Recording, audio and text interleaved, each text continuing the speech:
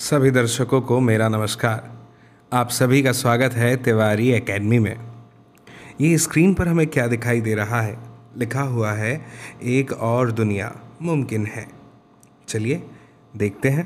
पहले जो लिखा है उसको थोड़ा पढ़ लें। विश्व सामाजिक मंच, एक मुक्त आकाश। एक और पुराने किस्म की सतही वामपंथी राजनीति है और दूसरी ओर अलग अलग रंगों वाली अराजकतावादी ताकतें हैं। इनका साझे मुद्दों पर सघन रूप से एक होना नामुमकिन है। कॉमिंटर्न जैसा संगठन बनाना खतरनाक होगा जो समूचे आंदोलन का प्रवक्ता और केंद्र बनने की कोशिश करे। क्या पूंजीवाद को खत्म करने का इकलौता तरीका सर्वसत्तावादी तानाशाही है? नव उदारवाद नई बोतल में पुरानी शराब है।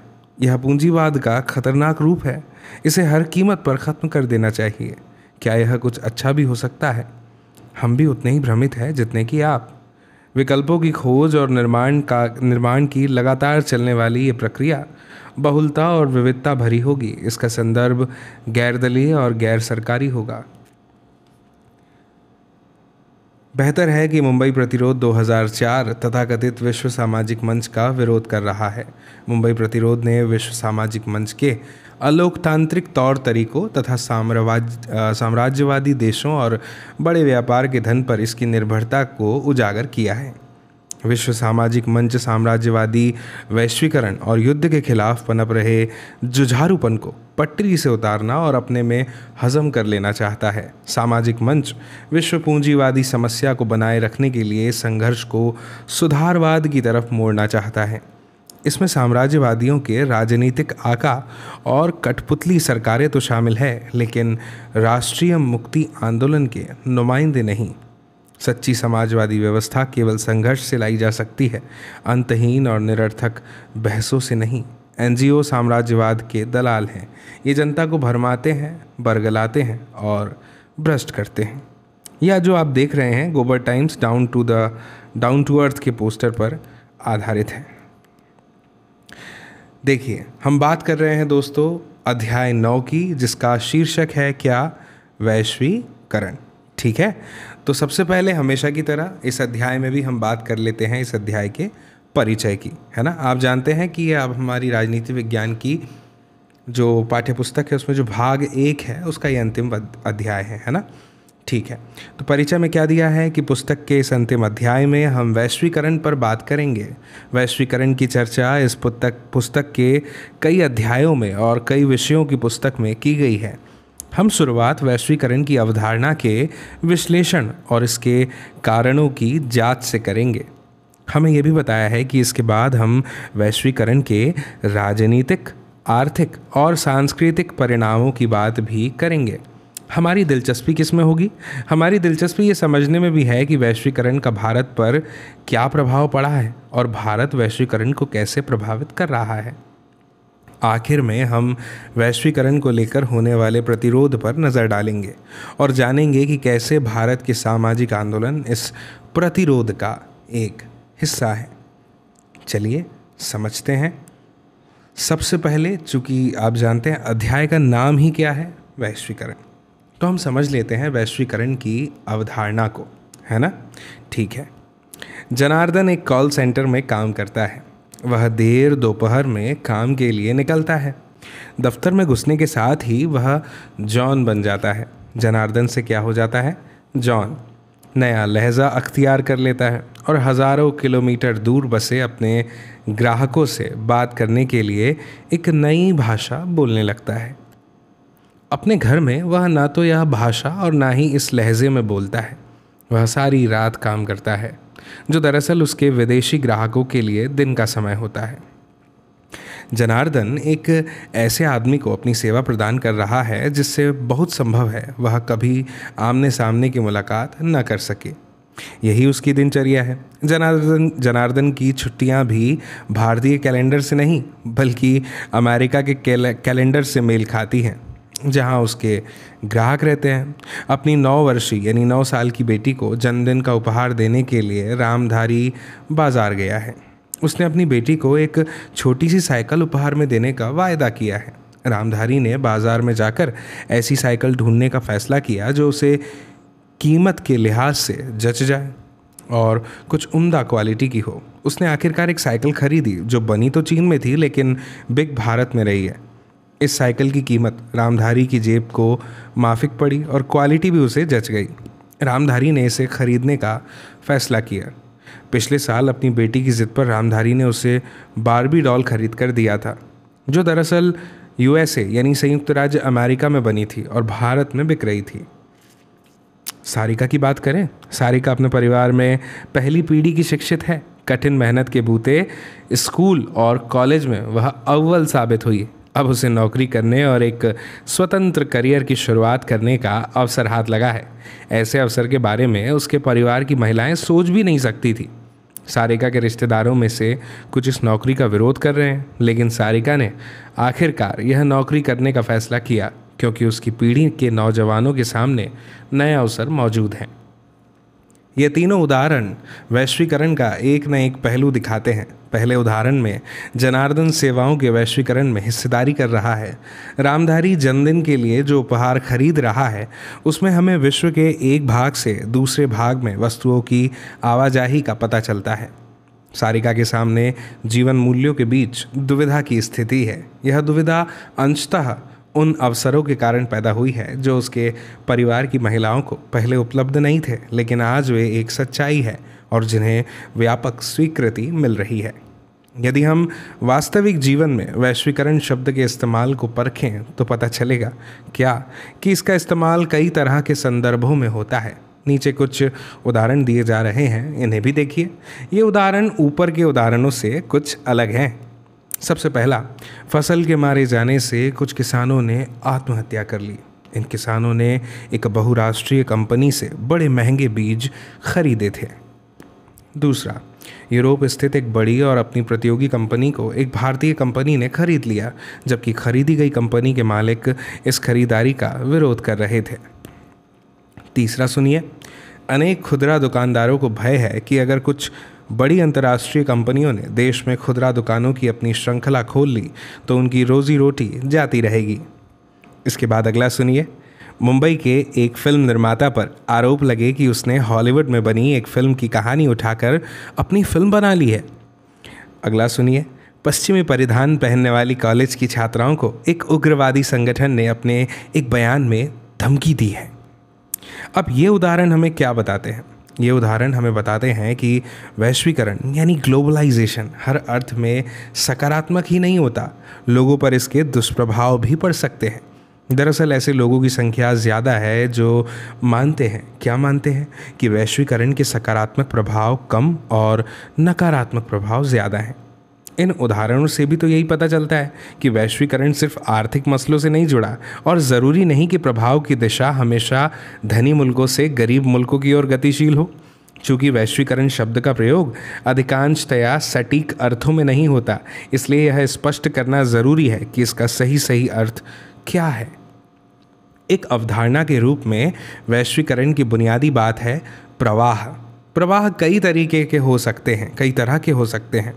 विश्व के एक हिस्से के विचारों का दूसरे हिस्सों में पहुंचना, पूंजी का एक से ज़्यादा जगहों पर जाना, वस्तुओं का कई देशों में पहुंचना और उनका व्यापार तथा बेहतर आजीविका की तलाश में दुनिया के विभिन्न हिस्सों में लोगों की आवाजाही। यहाँ सबसे ज़रूरी बात क्या है पता है दोस्तों आपको? विश्वव्यापी पारस्परिक जुड़ाव, जो ऐसे प्रवाहों की निरंतरता से ही पैदा हुआ है और कायम भी है। अब यहाँ पर थोड़ा समझिएगा, वैश्वीकरण एक बहुआयामी अवधारणा है। इसके राजनीतिक, आर्थिक और सांस्कृतिक अवतार हैं और इनके बीच ठीक भेद किया जाना चाहिए। यह मान लेना बिल्कुल गलत है कि वैश्वीकरण केवल आर्थिक परिघटना है। ठीक इसी तरह ये मान लेना भी भूल होगी कि वैश्वीकरण एकदम सांस्कृतिक परिघटना है। दोस्तों, वैश्वीकरण का प्रभाव बड़ा ही विषम रहा है। यह कुछ समाजों को बाकियों की अपेक्षा और समाज के एक हिस्से को बाकी हिस्सों की अपेक्षा ज़्यादा प्रभावित कर रहा है। ऐसे में ज़रूरी क्या हो जाता है कि विशिष्ट संदर्भों पर पर्याप्त ध्यान दिए बिना हम वैश्वीकरण के प्रभाव के बारे में सर्वसामान्य निष्कर्ष निकालने से क्या करें? परहेज़ करें, है ना। ठीक है, अब समझते हैं वैश्वीकरण के कारण को। देखिएगा, क्या है वैश्वीकरण की वजह? चलिए इस प्रश्न का उत्तर समझते हैं। अगर वैश्वीकरण, अच्छा देखिए, अभी यहाँ पे हम एक और प्रश्न देख रहे हैं कि अगर वैश्वीकरण विचार, पूंजी, वस्तु और लोगों की आवाजाही से जुड़ी परिघटना है, तो शायद ये पूछना बिल्कुल भी असंगत नहीं होगा ना कि इस परिघटना में क्या कुछ नई बात है। अगर इन चार तरह के प्रवाहों की ही बात है तो फिर वैश्वीकरण मानव इतिहास के अधिकांश समय जारी रहा है। बहरहाल, जो लोग तर्क देते हैं कि समकालीन वैश्वीकरण के साथ कुछ खास बात है, वे ध्यान भी दिलाते हैं किस बात का, कि नई बात है इन प्रवाहों की गति और इनके प्रसार का धरातल। ये दोनों बातें मौजूदा वैश्वीकरण को अनूठा बनाती हैं। दोस्तों, मैं आपको बताऊं कि वैश्वीकरण का एक मजबूत ऐतिहासिक आधार है, इसीलिए ज़रूरी है कि हम इन प्रवाहों को इतिहास के संदर्भ में देखें। हालांकि वैश्वीकरण के लिए कोई एक कारक जिम्मेदार नहीं है, फिर भी प्रौद्योगिकी अपने आप में एक अपरिहार्य कारण साबित हुई है। यहाँ पर यही लिखा है। हमें यह भी बताया है कि इसमें कोई शक नहीं कि टेलीग्राफ, टेलीफोन और माइक्रोचिप के नवीनतम आविष्कारों ने क्या किया है दोस्तों, विश्व के अलग अलग भागों के बीच संचार की एक क्रांति कर दिखाई है ना। शुरुआत में जब छपाई यानी मुद्रण की तकनीक आई थी ना, तो उसने क्या किया था कि राष्ट्रवाद की आधारशिला रख दी थी। इसी तरह आज हम अपेक्षा कर सकते हैं क्या, कि प्रौद्योगिकी का जो प्रभाव है वो हमारे सोचने के तरीके पर पड़ेगा। बात बिल्कुल सही है। हम अपने बारे में जिस ढंग से सोचते हैं और इस सामूहिक जीवन के बारे में जिस तर्ज पर सोचते हैं, प्रौद्योगिकी का उस पर असर तो पड़ेगा, है ना। समझिए, विचार, पूंजी, वस्तु और लोगों की विश्व के अलग अलग भागों में आवाजाही की आसानी प्रौद्योगिकी में हुई तरक्की के कारण संभव हुई है। इन प्रवाहों की गति में अंतर हो सकता है। उदाहरण के लिए, विश्व के विभिन्न भागों के बीच पूंजी और वस्तु की गतिशीलता लोगों की आवाजाही की तुलना में ज़्यादा तेज और व्यापक होगी। बहरहाल, संचार साधनों की तरक्की और उनकी उपलब्धता मात्र से वैश्वीकरण अस्तित्व में आया हो, ऐसी बात नहीं है। यहाँ ज़रूरी बात है यह वाली कि विश्व के विभिन्न भागों के लोग अब समझ रहे हैं क्या, कि वे आपस में जुड़े हुए हैं। आज हम इस बात को लेकर सजग हैं कि विश्व के एक हिस्से में घटने वाली घटना का प्रभाव विश्व के दूसरे हिस्से में भी पड़ेगा। बर्ड फ्लू अथवा सुनामी किसी एक राष्ट्र की हदों में सिमटे नहीं रहते, है ना। ये घटनाएं राष्ट्रीय सीमाओं का जोड़ नहीं मानती। ठीक इसी तरह जब बड़ी आर्थिक घटनाएं होती हैं तो उनका प्रभाव उनके मौजूद स्थान या फिर क्षेत्रीय परिवेश तक ही सीमित नहीं रहता, बल्कि विश्व भर में महसूस किया जाता है। अब हम आ जाते हैं राजनीतिक प्रभाव पर। वैश्वीकरण की समकालीन प्रक्रियाओं के प्रभाव के बारे में जारी बहसों में एक यह है कि इसका राजनीतिक असर क्या हो रहा है। राज्य की संप्रभुता की परंपरागत धारणा पर वैश्वीकरण का असर कैसे होता है? इस सवाल का जवाब देते समय हमें कम से कम 3 पहलुओं का ध्यान रखना होगा। सबसे सीधा और सरल विचार तो ये है कि वैश्वीकरण के कारण राज्य की क्षमता, यानी सरकारों को जो करना है उसे करने की ताकत में ये कमी आती है। पूरी दुनिया में कल्याणकारी राज्य की धारणा पुरानी पड़ गई है दोस्तों, और इसकी जगह न्यूनतम हस्तक्षेपकारी राज्य ने ले ली है। राज्य अब कुछ एक मुख्य कामों तक ही अपने को सीमित रखता है, जैसे कानून और व्यवस्था को बनाए रखना तथा अपने नागरिकों की सुरक्षा करना। इस तरह के राज्य ने अपने को पहले के कई ऐसे लोक कल्याणकारी कामों से खींच लिया है जिनका लक्ष्य आर्थिक और सामाजिक कल्याण होता था। मैं आपको बता दूं कि लोक कल्याणकारी राज्य की जगह अब बाजार और आर्थिक सामाजिक प्राथमिकताओं का प्रमुख निर्धारक है। दोस्तों, विश्व में बहुराष्ट्रीय निगम अपने पैर पसार चुके हैं। उनकी भूमिका बड़ी है। इससे सरकारों के अपने दम पर फैसला करने की क्षमता में कमी आती है।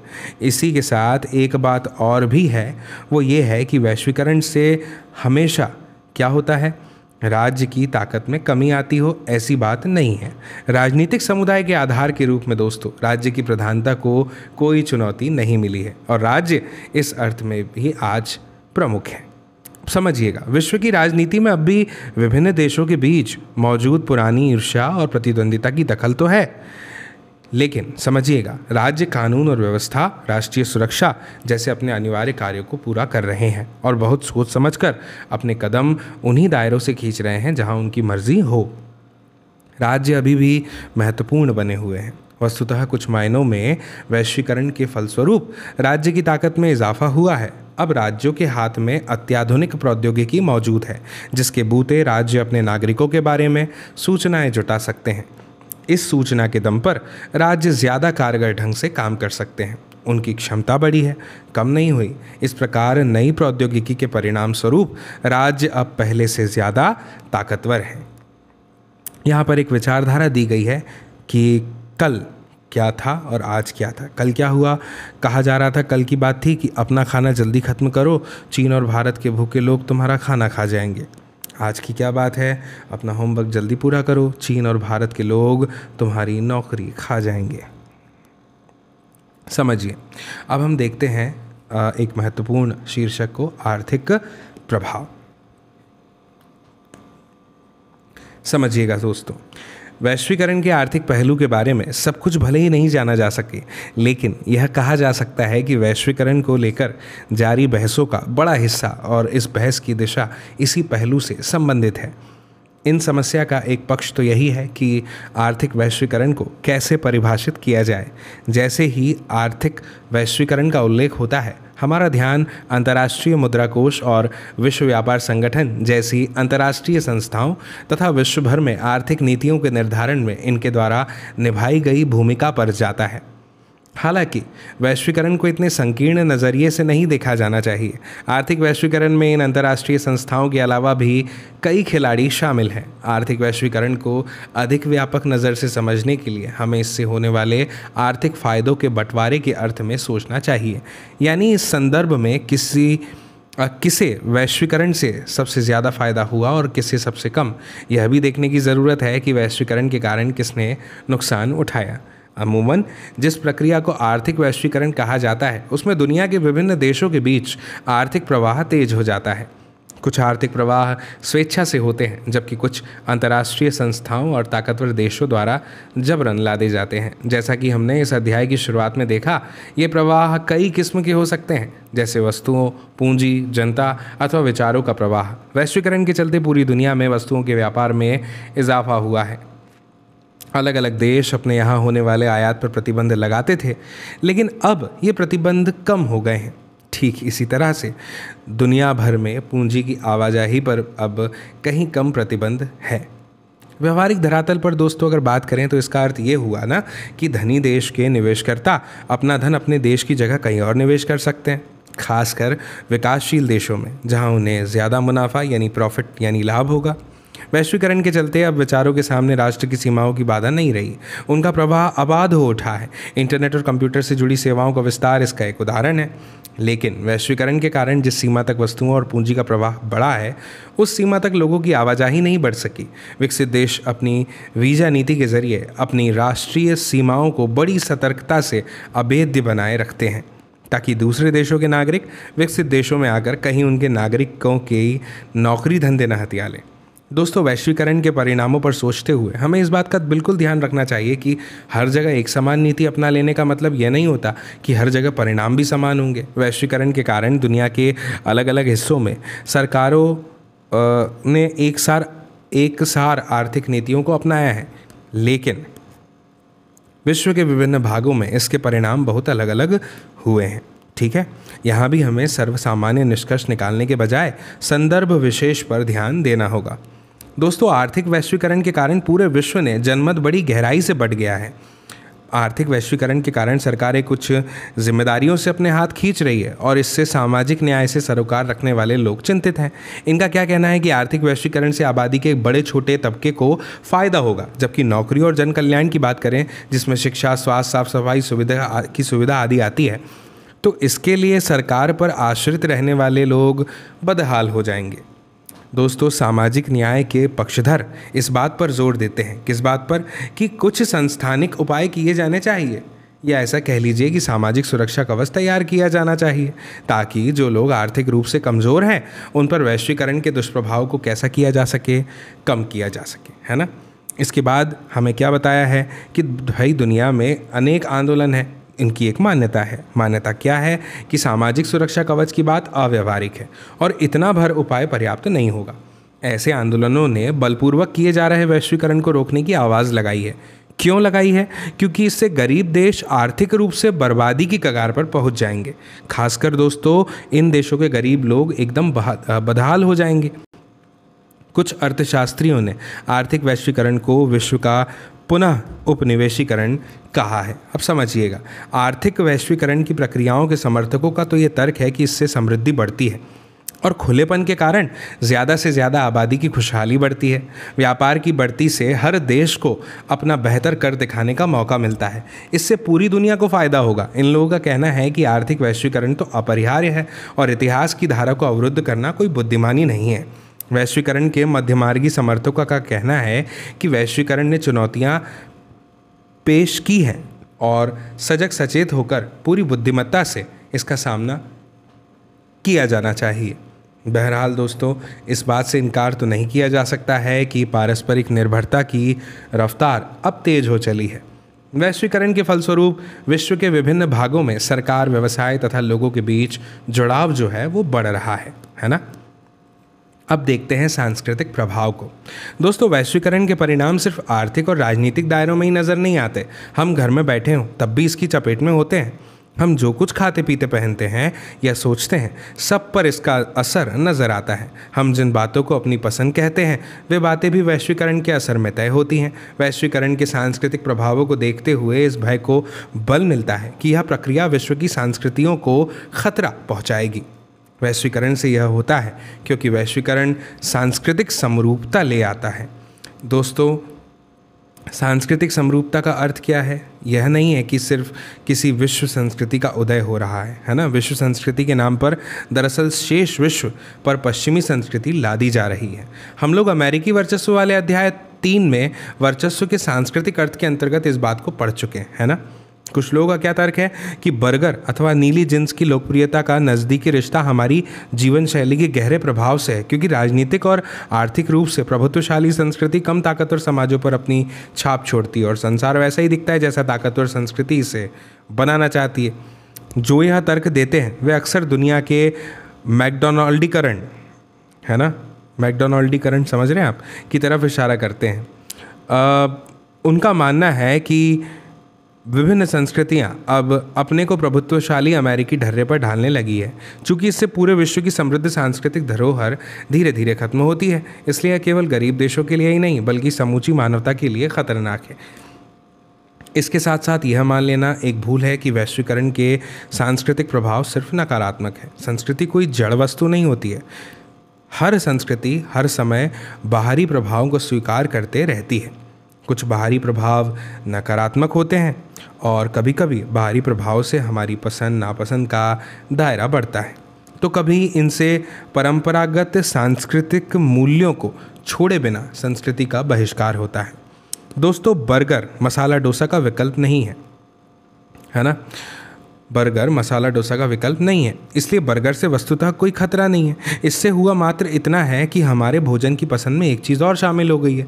दूसरी तरफ नीली जींस भी हथकरघा पर बुने खादी के कुर्ते के साथ खूब चलती है। यहाँ हम भावरी प्रभाव से एक अनूठी भाग देखते हैं कि नीली जींस के ऊपर खादी का कुर्ता पहना जा रहा है। अब मज़ेदार बात तो यह है कि इस अनूठे पहरावे को अब उसी देश को निर्यात किया जा रहा है जिसने हमें नीली जींस दी है। जींस के ऊपर कुर्ता पहने अमेरिकियों को देखना अब संभव है, ठीक है ना, समझिएगा। सांस्कृतिक समरूपता वैश्वीकरण का एक पहलू है दोस्तों। तो वैश्वीकरण से इसका उल्टा प्रभाव भी पैदा हुआ है। वैश्वीकरण से हर संस्कृति कहीं ज़्यादा अलग और विशिष्ट होते जा रही है। इस प्रक्रिया को सांस्कृतिक वैभिन्नीकरण कहते हैं। इसका मतलब ये नहीं है कि संस्कृतियों के मेलजोल में उनकी ताकत का सवाल गौण है, परंतु इस बात पर भी ध्यान देना चाहिए कि सांस्कृतिक प्रभाव एक तरफा नहीं होता। अब समझिए भारत और वैश्वीकरण। हमने पहले इशारा किया था कि दुनिया के विभिन्न भागों में वैश्वीकरण इतिहास की विभिन्न काल अवधियों में पहले भी हो चुका है। पूंजी, वस्तु, विचार और लोगों की आवाजाही का भारतीय इतिहास कई सदियों का है। औपनिवेशिक दौर में ब्रिटेन के साम्राज्यवादी मंसूबों के परिणाम स्वरूप भारत आधारभूत वस्तुओं और कच्चे माल का निर्यातक तथा इसके साथ बने बनाए सामानों का आयातक देश था, है ना।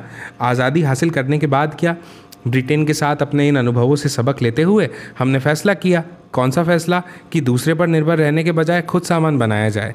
हमने ये भी फैसला किया कि दूसरे देशों को निर्यात की अनुमति नहीं होगी, ताकि हमारे अपने उत्पादक चीज़ों को बनाना सीख सकें। इस संरक्षणवाद से कुछ नई दिक्कतें पैदा हुई। कुछ क्षेत्रों में तरक्की हुई तो कुछ ज़रूरी क्षेत्रों जैसे कि स्वास्थ्य, आवास, प्राथमिक शिक्षा, इस पर उतना ध्यान नहीं दिया गया जितने के वे हकदार थे। भारत में आर्थिक वृद्धि की दर धीमी रही। दोस्तों, 1991 में वित्तीय संकट से उभरने और आर्थिक वृद्धि की ऊंची दर हासिल करने की इच्छा से भारत में आर्थिक सुधारों की योजना शुरू हुई। इसके अंतर्गत विभिन्न क्षेत्रों पर आयद बाधाएं हटाई गई। इन क्षेत्रों में व्यापार और विदेशी निवेश भी शामिल थे। यह कहना जल्दबाजी होगी कि भारत के लिए यह सब कितना अच्छा साबित हुआ है, क्योंकि अंतिम कसौटी ऊंची वृद्धि दर नहीं, बल्कि इस बात को सुनिश्चित करना है कि आर्थिक बढ़वार के फायदों में सबका साझा हो, ताकि हर कोई खुशहाल बने। आगे बढ़ने से पहले एक छोटी सी कहानी समझिए। फिर से एक हिंदुस्तानी कॉल सेंटर की कहानी है, कर्मचारी की ज़बानी। ये 10 जनवरी 2005 के द हिंदू में रंजीता उर्स की रिपोर्ट से आधारित है। समझिएगा। कॉल सेंटर में काम करना अपने आप में आँख खोल देने वाला साबित हो सकता है। आप अमेरिकियों के फ़ोन कॉल निपटाते हैं और आपको असली अमेरिकी संस्कृति की एक झलक मिलती है।